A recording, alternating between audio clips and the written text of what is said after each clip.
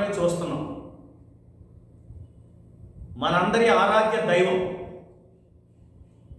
తిరుమల వెంకటేశ్వర స్వామి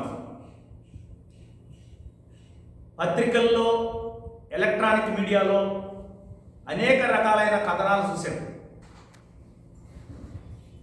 తిరుమల లడ్డులో కల్తీ చేసి కొన్ని కంపెనీలు లబ్ధి పొంది మనందరి దైవమైన శ్రీ వెంకటేశ్వర స్వామి లడ్డుని అపవిత్రం చేసి ఈరోజు ఆ కల్తీ లడ్డు తిన్న తర్వాత ఆ కల్తీ లడ్డు గురించి ఇటీవల కేంద్ర ప్రభుత్వం ఆధ్వర్యంలో పరిశోధన చేసిన తర్వాత ఆ యొక్క లడ్డులో అనేక రకాలైన జంతువుల కళేబరాలకు సంబంధించిన ఆయిల్ కలిపి ఆ లడ్లు తయారు చేసి అక్కడ కూడా ఆదాయం కోసం ప్రయత్నం చేసిన గత ప్రభుత్వం చేసిన తప్పిదం ఈరోజు కోట్లాది మంది హిందువుల మనసులు కలత చెందే, మనసులకి ముళ్ళు గుచ్చుకున్నంత బాధ కలుగుతుంది. ఈ యొక్క లడ్డు కల్తీని ఈ రాష్ట్ర ముఖ్యమంత్రి వర్యులు, కూటమి ముఖ్యమంత్రి వర్యులు వచ్చిన తర్వాత దీన్ని బహిర్గతం చేయడం జరిగింది. ఈ యొక్క ముఖ్యమంత్రి స్థాయిలో ఉన్న వ్యక్తి ఎవరైనా సరే వాస్తవాలే మాట్లాడతారు. ఎవరంటే ఏ కంపెనీలు అంటే వాళ్ళు, లేకపోతే ప్రతిపక్షాలు మిత్రపక్షాలు వాళ్ళ ఇష్టం వచ్చినట్టు మాట్లాడడానికి కుదరదు. మాట్లాడచ్చు కూడా అలా. అయితే స్వయాన ఆంధ్రప్రదేశ్ కూటమి ముఖ్యమంత్రి వర్యులు చంద్రబాబు నాయుడు గారు స్వయంగా ప్రకటించారు, తిరుమల లడ్డులో కేంద్ర ప్రభుత్వం పరిశీలించిన పరిశోధనలో అనేక రకాలైన జంతువుల యొక్క కళేబరాలకు సంబంధించిన ఆయిల్ని కలిపారు అని తెలియజేసిన తర్వాత యావత్ ప్రపంచము దిగ్భ్రాంతికి గురైంది.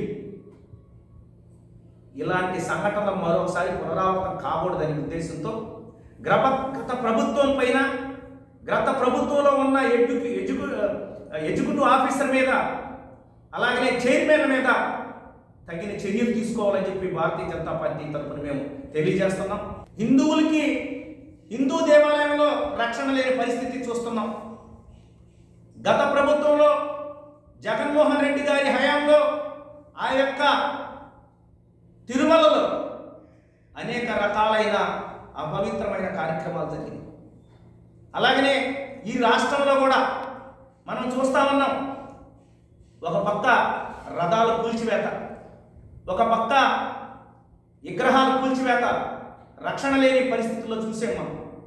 కాబట్టి అలాంటి మళ్ళా పునరావృతం కాకూడదనే ఉద్దేశంతో ఈరోజు మన భారత ప్రధాని నరేంద్ర మోడీ గారు, అమిత్ షా గారి దృష్టికి కూడా పోయింది.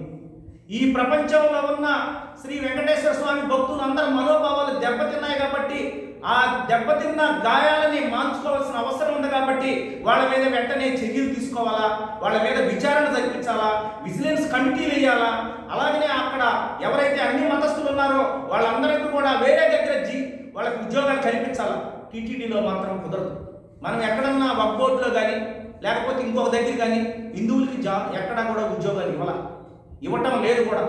అలాగనే సనాతన ధర్మం ప్రకారం హిందువుల యొక్క మనోభావాలతో ఎంతో భక్తి శ్రద్ధలతో బిడ్డా పాపలతోటి తలనీలాలు ఇచ్చి అక్కడ స్వామిని దర్శనం చేసుకొని ముడుపులు కట్టుకొని అక్కడికి వెళ్ళి ఇచ్చిన ముడుపుల్ని, డబ్బుని దాన్ని అన్యాక్రాంతం చేస్తా ఉన్నారు. కాబట్టి దీని మీద కూడా చర్యలు తీసుకోవాలి.